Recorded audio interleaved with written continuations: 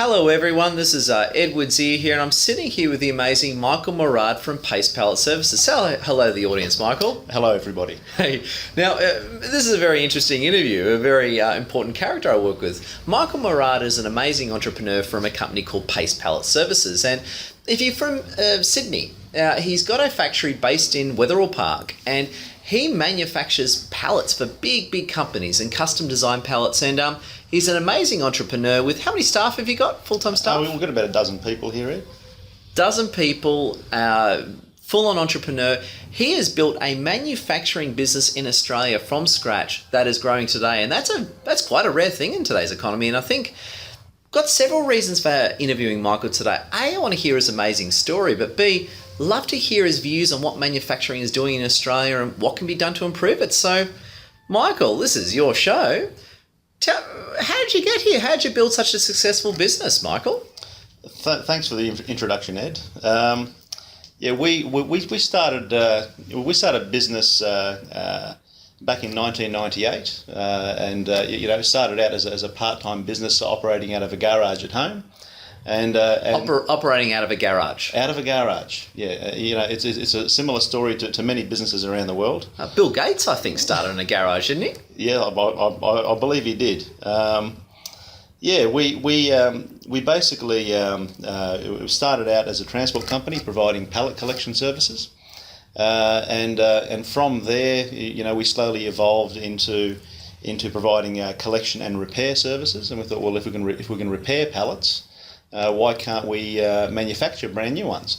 So we then got into manufacturing of custom pallets, and it's been a gradual evolution ever since. And since we started, we've seen steady growth, and that growth is continuing today. We're not seeing massive growth, but it's been steady and stable growth. The view I've always had is if we pick up a new account, let's do it well. Let's do it right. Let's make sure it's profitable. Move on to the next one, and it's been a formula that's worked so far. So I was going to say, how long have you been? When did you start this business? Originally started providing transport services since 1998. We actually officially came together and formed Pace Pallet Services in 2001. So as a company, but prior to that it was a couple of different partnerships that were working together. Since 2001, as I said, it was a steady growth. We purchased a factory unit and then we rented a second one, and we then leased a yard. We've now moved premises again. So as I said, smooth, slow, steady growth. So you went from the Bill Gates story of working in your garage to having this massive, awesome factory now. Oh, I wouldn't say it's massive, but yeah, it's definitely a step forward. It's I'd call it a medium-sized factory. A perfect fit for our basically where we're heading at the moment, and we've picked up a few major accounts along the way, and hopefully a few more to come before we pick up, go up to the next level of warehouse. So I was going to say, I mean, you don't have to blow your details, but you've got some pretty high, some pretty prestigious clients that you work with. Absolutely, Ed. Look, we believe strongly in forming partnerships with our clients. So whether it be a small owner-operator business or a large multinational, our view is we get in there. It's no secret we need to make profit. It's no secret our customer has to save $1. So we go in there, with that attitude to work together, and quite often with an open book, which we've done in an effort to come up with the best solution, and it's worked well for us so far. We're not going to claim to be the cheapest in the market. We're not going to claim to be the most expensive. We claim to be the fairest and most honest, trying to have a level of integrity in the way we do business, and it's been a successful formula so far. Yeah, I mean, it's amazing. I mean, let's go back a little bit. Let's go a bit back in time. And if you're not from Sydney, Wetherill Park is, I suppose, the west of Sydney, and this is one of the major industrial zones of Australia, isn't it? Absolutely. I believe it's the largest industrial area in Australia. So it's I find it quite central to the Sydney Metro. That's who we primarily service, the Sydney Metro area. I've also grown up in the area. Yeah, I was going to say, tell us, what's it like growing up in the industrial heartland of Australia? Oh, look, I've always felt very connected with this area. I've gone to school. The school I used to go to was actually right in the heart of the Wetherill Park industrial area. It's no longer a school anymore. But we used to go across the road and pick up scrap timber from the local window factory, and actually build cubby houses. It was quite. Wetherill Park looked a little different then, but it's certainly been quite an experience as a child. So as a school child, I can't imagine that today. You'd go to the factory and pick up bits of timber and play with them. That sounds like a lawsuit by today's standards, Michael. Yeah, well, I'm still doing it today. We're still picking up bits of timber and making things out of it. Except you're making money this time. There you go. That's amazing. So what happened to you? So what, you went to high school. What did you do after high school? After high school, I actually wanted to pursue a career in computer programming. Funnily enough, so not many people know this. I actually went and got a diploma in computer programming. You've got a diploma? Didn't know that. No, that's right. And I really enjoyed problem solving, and I wanted to have a career in computer programming. But once I completed my diploma, I realised that I couldn't see myself spending all my time behind a screen. Solving problems all day. I wanted to solve problems away from a computer screen, and that's when I got into business. I got into I had a few different jobs. I was a storeman and packer for a while. I was a dispatch clerk. I was a transport manager. I was a production manager, materials manager. So you've worked your way right up the blue collar hierarchy. Absolutely. Operations management, general management, now a director of my own company. So you were a general manager. What did you do there? I mean, that's a pretty prestigious sort of role. Well, yeah. I call general manager within my own business. Got it. Yes. I was in the corporate field. I got as high as an operations manager. So wow. So but basically looking after factories and logistics and transport and. But how many staff did you have under you at one point? I remember it was quite a prestigious role that you had. The most I had was just over 50 staff. Wow. In my corporate career, but that's a thing of the past. Yeah. You still have challenges. You still have stakeholders to please. But the challenge now is really trying to satisfy our own demand and move quickly to make sure that we meet our objectives. Absolutely. And I was going to say, what made you decide to leave the corporate world and go into your own business and build this amazing business you have today?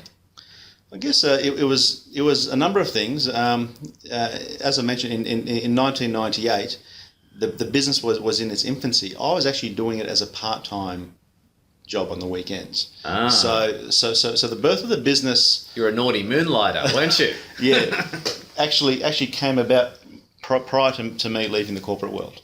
Yeah. So it's as I said, it was a slow evolution. But at the time when I went full time into it, it was the logical thing to do. Wow. So you went out, you started it with your family, and just so I know, every time I sort of visit here, you've hired your whole family. Who are your family members that work here as staff? I love it. We've got three equal shareholders between my dad and my brother and myself. So yeah, we're quite active in the business. And I think any family business, you need to be clear on what your roles and responsibilities are, and we've We've clearly defined them early, and we work well together. We look after our own area of responsibility.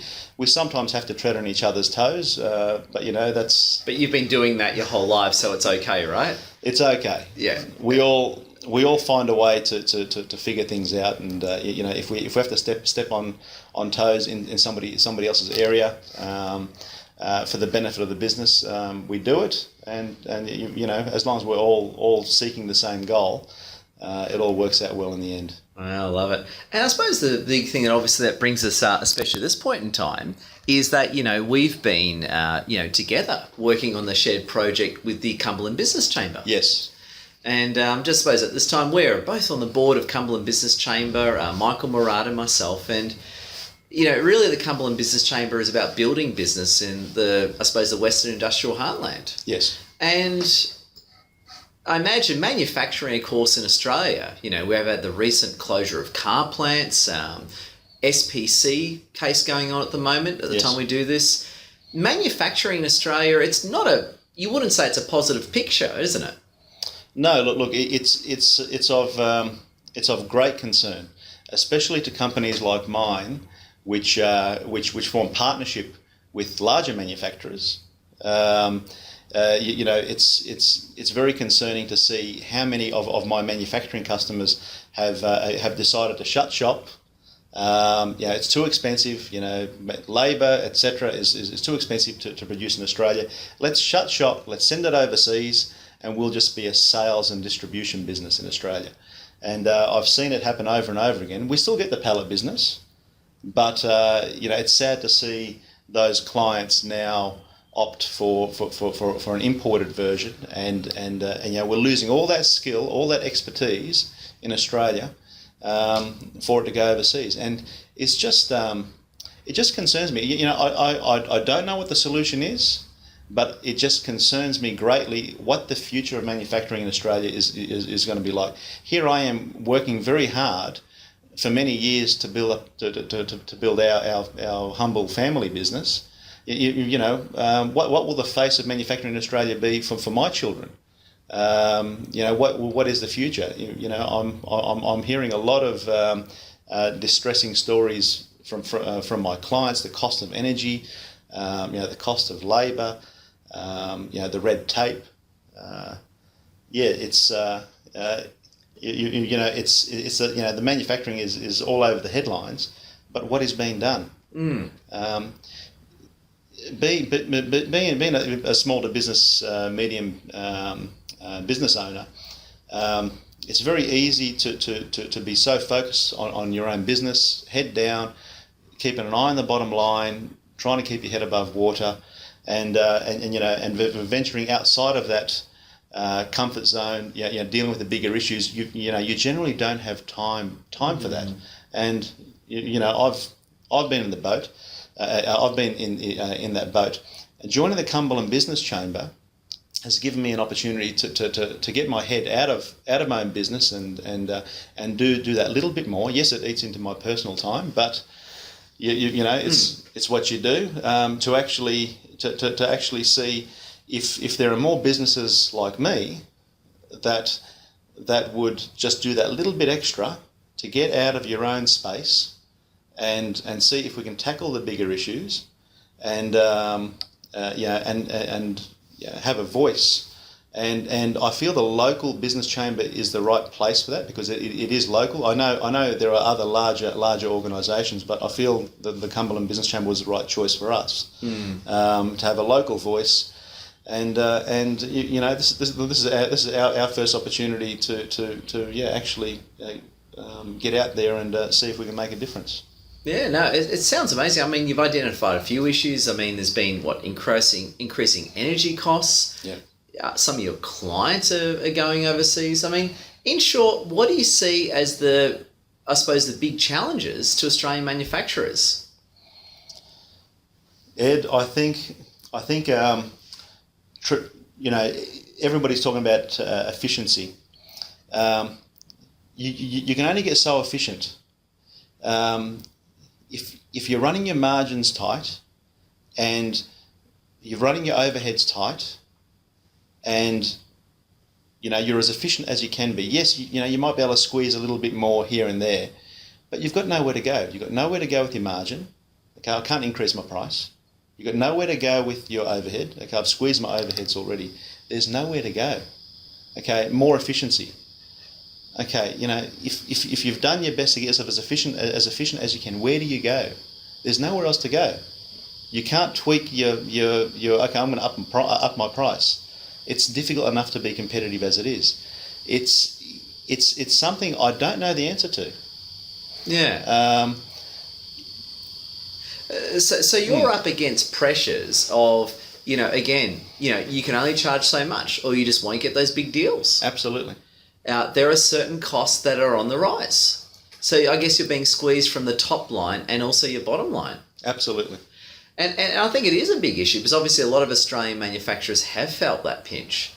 And, just putting it out there again, we're obviously, this is an apolitical interview, as much as I love the Liberal Party. But it is an apolitical interview, and I think it's very fair to say, I am a member of the Liberal Party, but it's also very fair to say that both sides of politics have not adequately addressed the concerns of manufacturers. I think anyone would agree on that. And being a big supporter of the Liberal Party, I'm the first to say my own party needs to work on that. What do you think both sides of politics and the government should really be doing to help the situation?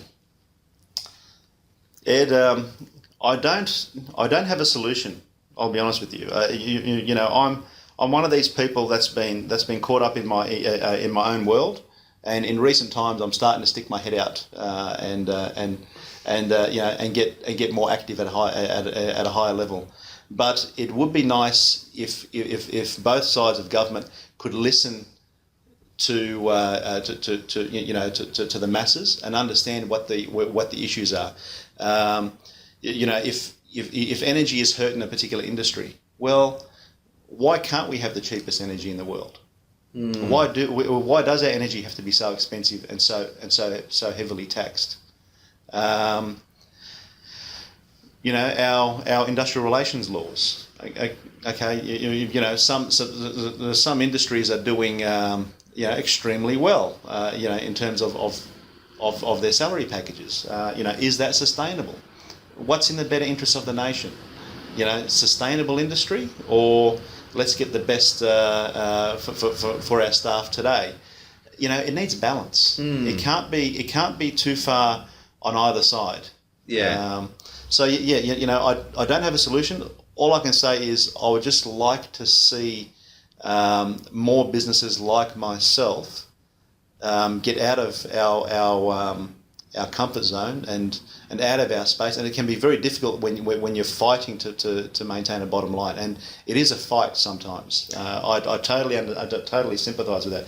But if more businesses like mine could get out and actually get active and make a contribution, instead of whinging to themselves and amongst themselves, actually get out there and actually voice their opinion.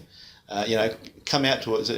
Join your local chamber, join the Cumberland Business Chamber, and actually speak up. Get involved. We're actually hosting an upcoming manufacturers forum, and this is the first time I've attempted anything like this in my business, and I'd welcome any size manufacturer to actually come out and introduce themselves and voice some of these concerns, because the Cumberland Business Chamber is well connected, and I think if you want to get a message to the right people, this is certainly the forum to do that.